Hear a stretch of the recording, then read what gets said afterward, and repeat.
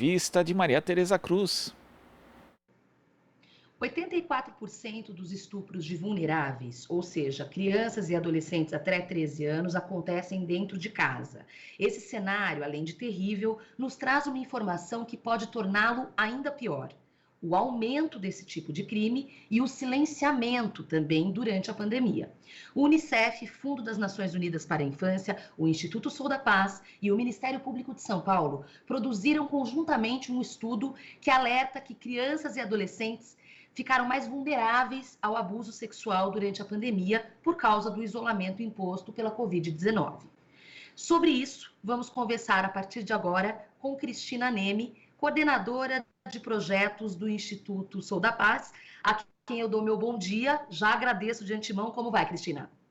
Bom dia, tudo bem? Bom dia a todos e a todas. Muito bem. Bom, Cristina, para começar, antes da gente começar a gravar, eu estava justamente te perguntando sobre os dados. Explica um pouco para a gente como foi feita a coleta de dados nesse estudo para esse tipo de crime que a gente sabe que tem algumas particularidades. Então, explica um pouco para a gente como que foi essa coleta de dados. Então, nós obtivemos os dados dos boletins de ocorrências de 2016 até junho de 2020. Com o apoio do Ministério Público, a Secretaria de Segurança Pública do Estado de São Paulo forneceu essa base de dados e nós pudemos caracterizar esses eventos durante esse período e com foco na análise do semestre de 2020 para entender como esse cenário estava durante a pandemia, né, da Covid-19. Certo. Bom, várias coisas, claro, me chamaram a atenção. Como eu disse, é um crime terrível, né? O abuso sexual de uma forma geral, mas este especificamente, né, de vulneráveis, eu acho que acaba sendo mais dolorido ainda, né? Pior ainda, revoltante. E eu consegui observar uma coisa que me chamou a atenção, até porque eu participo, Cristina, desde o começo do ano, de um monitoramento da violência contra a mulher, violência doméstica, no período da pandemia, com outras iniciativas, outras jornalistas de todo o Brasil.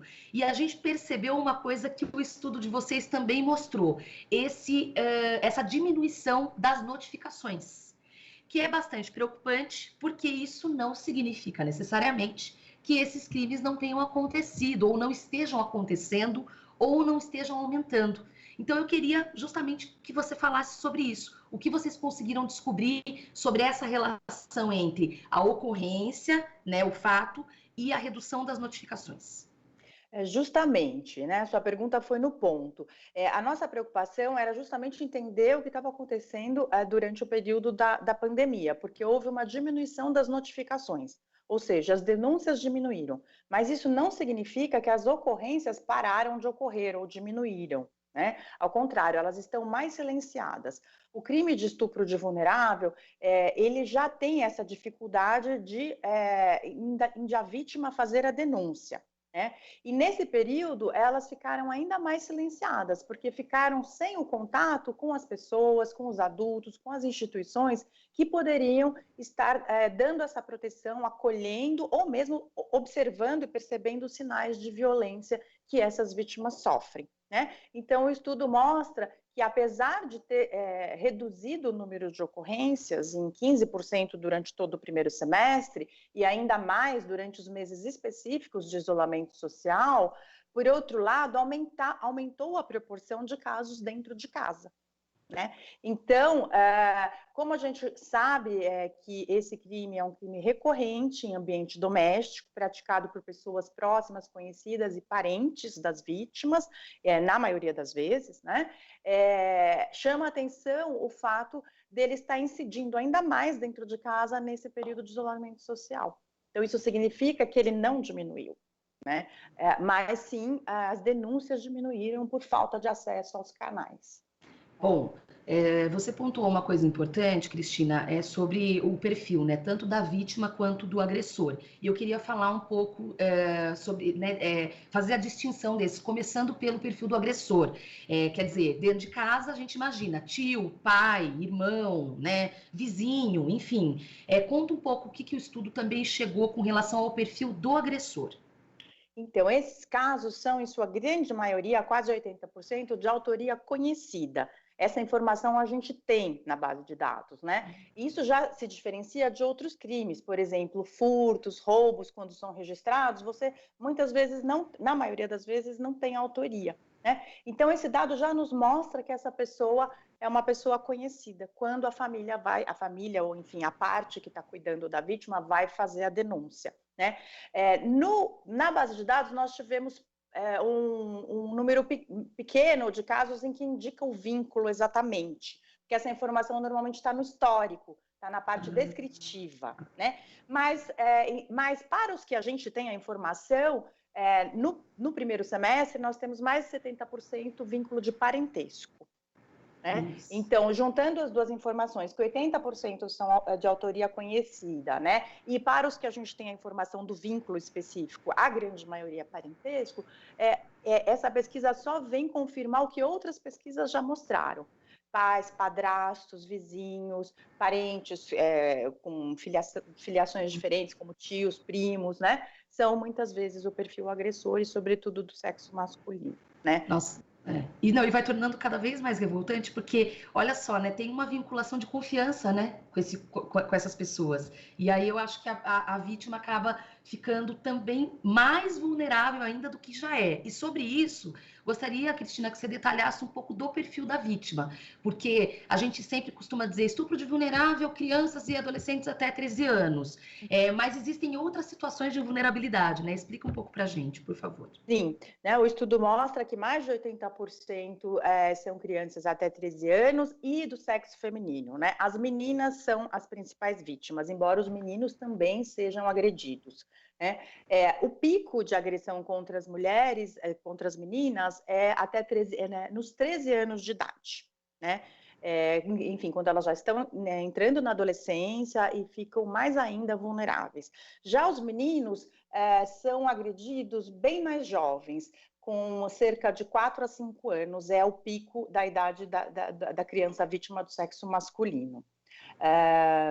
Há outras pessoas vulneráveis, né, como pessoas com deficiência, que têm algum tipo de deficiência, sobretudo intelectual. Né? É um percentual menor dentro do universo, né? Mas cerca de 7% das vítimas têm algum tipo de deficiência ou algum tipo de transtorno de saúde, que a tornam mais vulnerável ao agressor, né? E também pessoas idosas, né, que né, já estão com esse tipo de vulnerabilidade, né, nessa fase da vida, também podem ser vítimas, né? É um número menor. Mas o que a gente percebe é que dentro das pessoas, conforme aumenta a idade, né, as pessoas com deficiência ou algum tipo de outra vulnerabilidade ficam mais também sujeitas a esse tipo de agressão.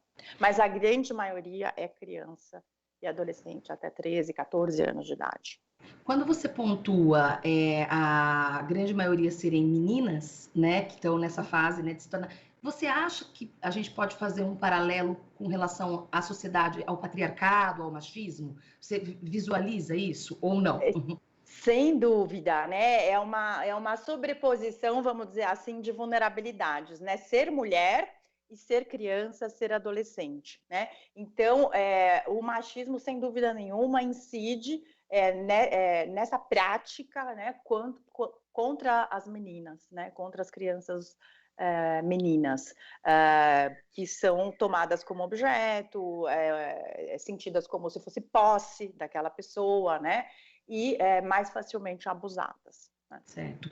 Bom, vocês também, no final, né, ali na parte que eu li, né, do relatório, colocam alguns entendimentos sobre como combater, né, formas de combater esse tipo de crime, de tentar resolver de alguma forma essa situação, apesar do momento tão complexo e complicado que a gente ainda está vivendo, que eu acho importante destacar que a pandemia não acabou, né? Estão ocorrendo as flexibilizações da quarentena, mas a doença, o coronavírus está aí e tem bastante enfrentamento pela frente. Eu gostaria que você pontuasse quais os principais, no curto e no médio prazo, quais as principais medidas para combater esse tipo de crime tão terrível.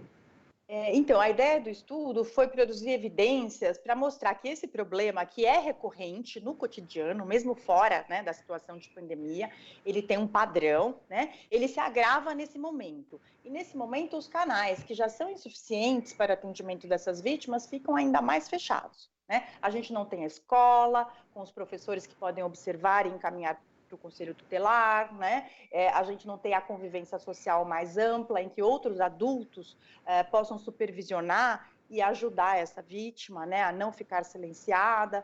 Então, é importante, em primeiro lugar, colocar a luz no problema, aumentar campanhas de conscientização, porque a sociedade também pode ajudar a monitorar isso, né, a observar, assim como os professores têm que ser capacitados e podem observar isso durante o cotidiano nas aulas, as famílias, né, às vezes é um tema tabu, as famílias não enfrentam esse tema e muitas vezes escondem, né? Então, campanhas de conscientização para mostrar essas evidências e incentivar as pessoas a abraçarem essa causa são importantes nesse momento pandêmico, né?